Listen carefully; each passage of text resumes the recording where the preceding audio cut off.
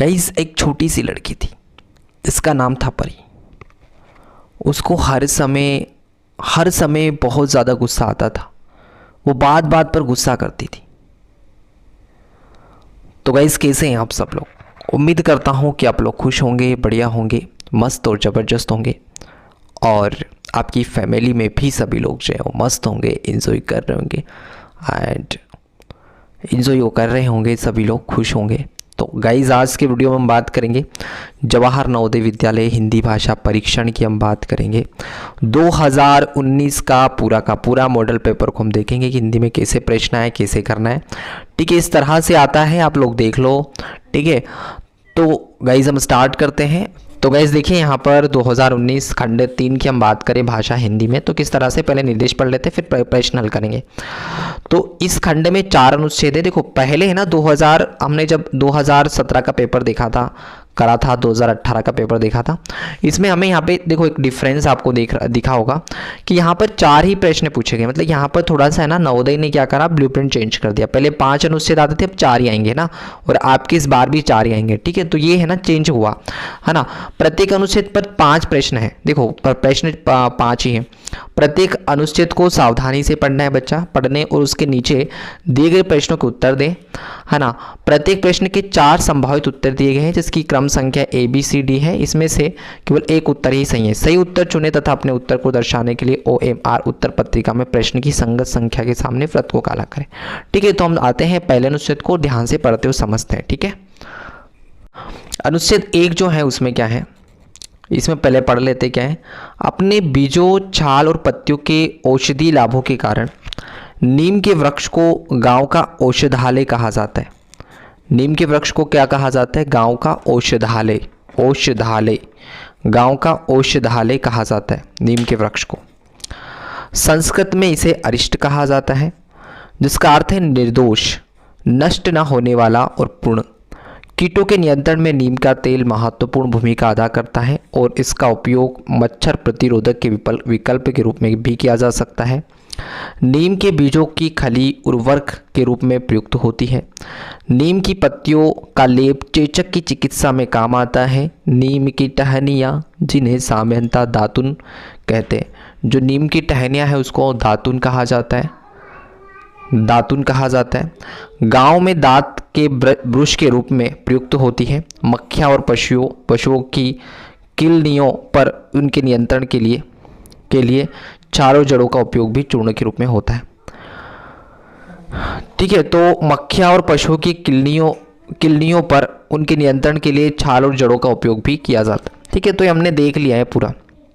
अब है ना प्रश्न कैसे पूछा है, देखो पहला प्रश्न हम देखते हैं।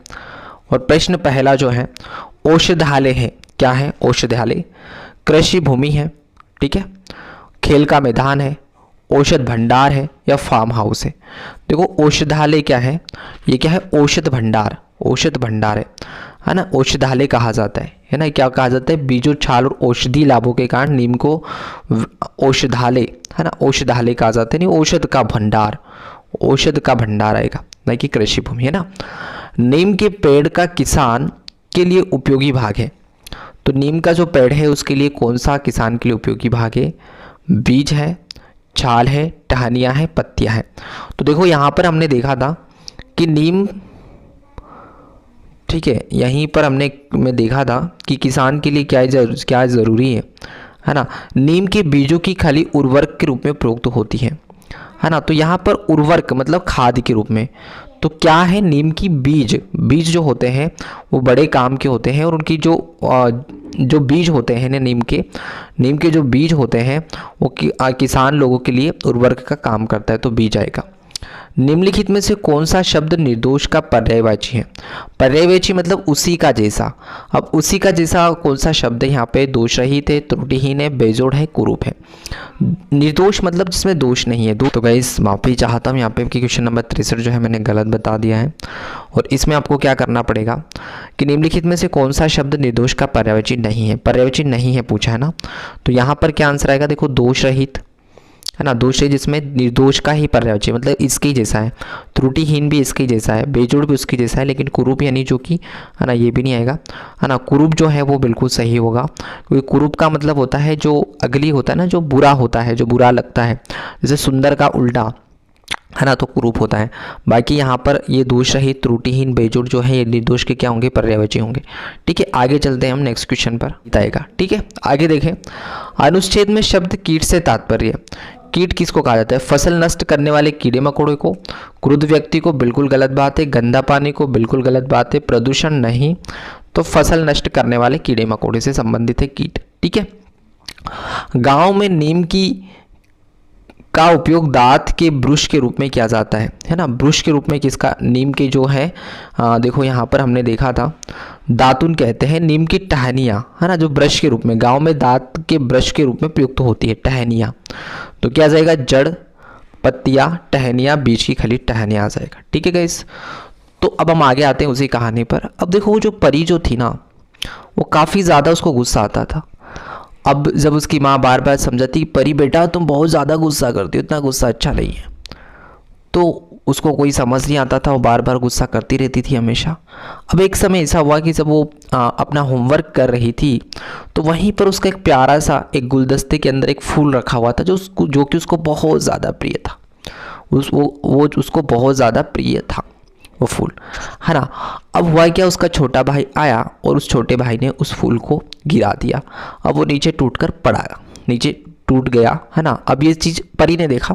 तो हम आगे देखते हैं यहाँ पे अनुच्छेद 2 को।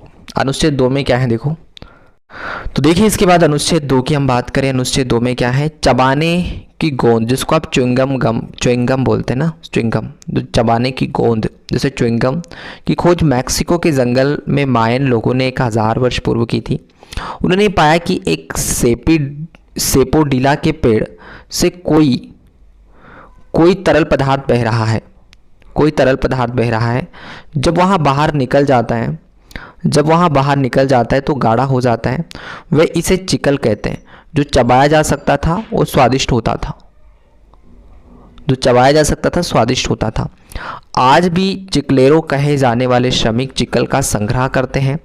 चिकल को उसका पानी हटाने के लिए उबाला जाता है। इसके बाद उसके बड़े टुकड़े प्रत्येक लगभग 30 पौंड या 14 किलोग्राम के बनाए जाते हैं। देखिए इसके बाद इसके टुकड़े प्रत्येक लगभग 30 पौंड या 14 किलोग्राम के बनाए जाते हैं। इन टुकड़ों को गोंद की फैक्ट्रीज में भेजा जाता है। वहाँ इसे मीठा, नरम, सुगंधित और रंगीन बनाने के लिए अनेक चीज़ों के साथ मिलाया जाता है। ये अनुच्छेद आपने पढ़ लिया। अनुच्छेद पढ़ने के बाद आपको इसका आंसर देना है। चलो ठीक है, तो देखिए यहाँ पर पहला प्रश्न जो है आपका, ठीक है, थोड़ा मैं इसको जूम कर देता हूँ। ठीक है, हाँ, बोला है ने चबाने वाली गोंद की खोज की। तो किसने की थी चबाने वाले गोंद की खोज? तो हमने देखा था कि च्युइंगम की खोज मैक्सिको के जंगल में माइन लोगों ने की थी। तो यहाँ पर देखो माइन लोगों ने की थी, है ना, तो यहाँ पर क्या जाएगा, है ना, मैक्सिको के जंगल में माइन लोगों ने, तो यहाँ पर माइन लोगों ने। वे श्रमिक होते जो चिकल एकत्र करते हैं। देखो चिकल एकत्र कौन करते हैं, उनको क्या कहते हैं, हमने देखा था। जो चिकल का आज भी चिकलेरो कहे जाने वाले श्रमिक, है ना, देखो उन्होंने पाया कि एक सेपोडिला, आपको दिख नहीं रहा होगा, एक सेपोडिला के पेड़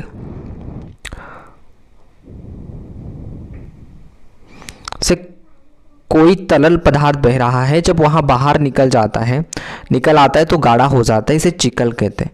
जो चबाया जा सकता था और स्वादिष्ट होता था। आज भी चिकलेरो कहे जाने वाले श्रमिक चिकल का संग्रह करते हैं। तो जो चिकलेरो कहे जाते हैं, नाम से स्पष्ट है, चिकलेरो इसमें आ जाएगा ये वाला, 67 में सी वाला। चिकल के बड़े टुकड़े कहाँ भेजे जाते हैं? पुनः चक्रण केंद्रों में, गोंद की फैक्ट्री में, मैक्सिको के जंगल में, कैंडी स्टोरों में। देखो यहीं पर हम देखते हैं फिर से इसको पढ़ के, है ना। तो ये जो बड़े, देखो यहाँ पर वो इसके बड़े टुकड़े, ये देखो इसके बड़े टुकड़े प्रत्येक 30 पौंड या 14 किलोग्राम के बनाए जाते हैं। इन टुकड़ों का गोंद की फैक्ट्री में भेजा जाता है। तो कहाँ भेजा जाता है? गोंद की फैक्ट्री में। तो यहाँ पर आ जाएगा गाइस गोंद की फैक्ट्री। आगे देखो 69 वाला, चिकल में बहुत से पदार्थ निम्न सभी के लिए मिलाए जाते हैं सिवाय देश के लिए, नरम बनाने के लिए, सुगंधित बनाने के लिए, गाढ़ा करने के लिए, मीठा करने के लिए।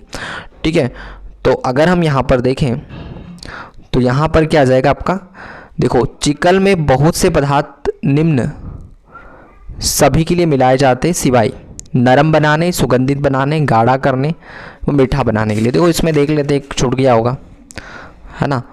तो जब बाहर निकाला जाता है तो गाढ़ा हो जाता है। ठीक है, ये तो हो जाता, हाँ देखो इसे मीठा, नरम, सुगंधित और रंगीन बनाने के लिए अनेक चीज़ों के साथ मिलाया जाता है। तो इसमें गाढ़ा नहीं है ना, तो गाढ़ा को छोड़ करके बाकी देखो मीठा, नरम बनाने के लिए भेजा जाता है, सुगंधित बनाने के लिए, मीठा बनाने के लिए, गाढ़ा नहीं।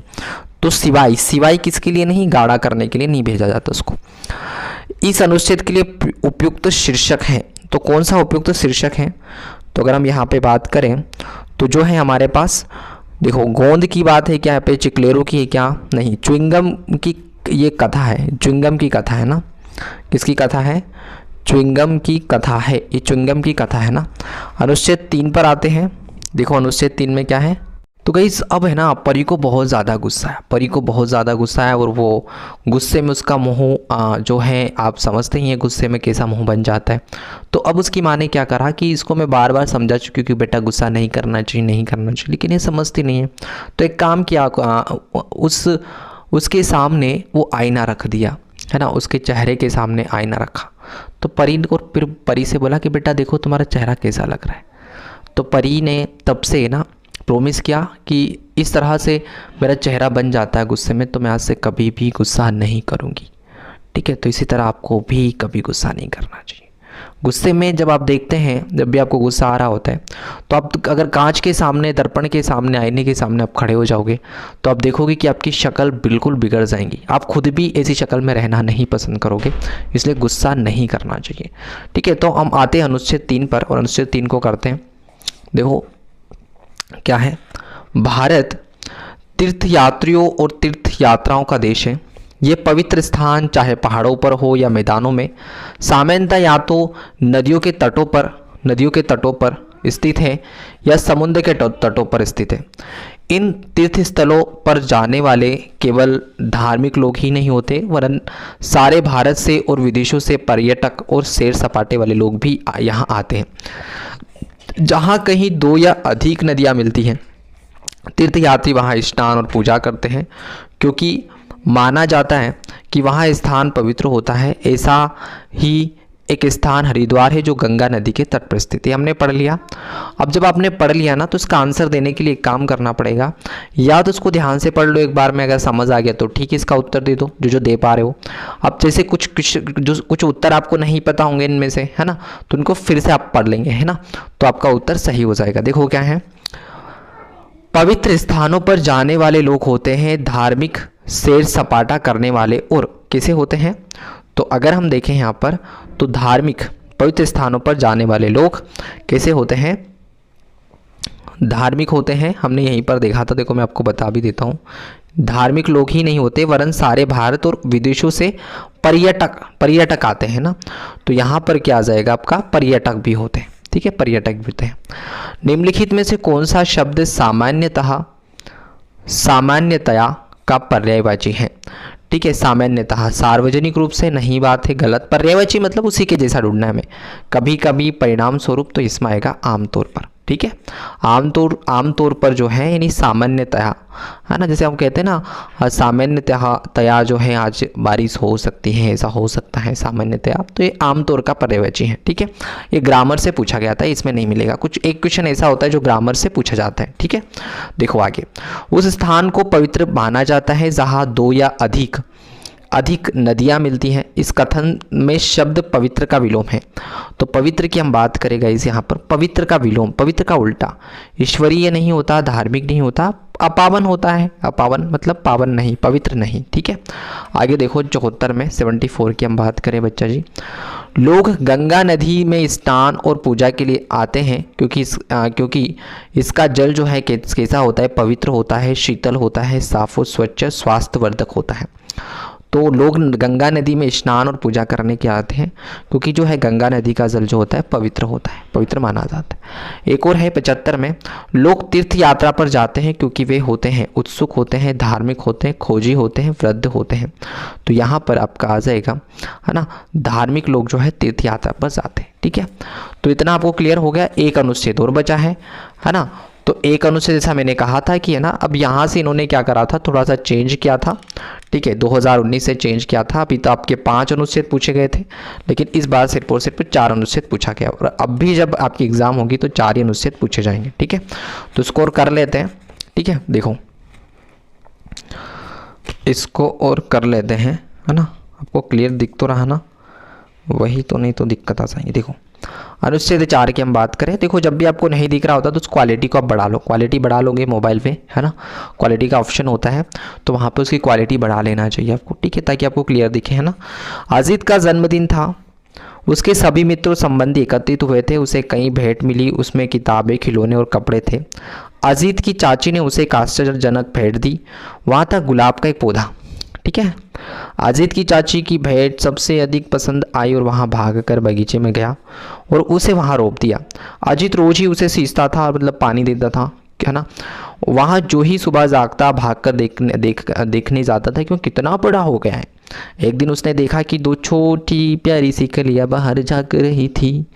वह कलिया को सुंदर पीला गुलाब बनते देखता रहा। वह प्रसन्न और रोमांचित था।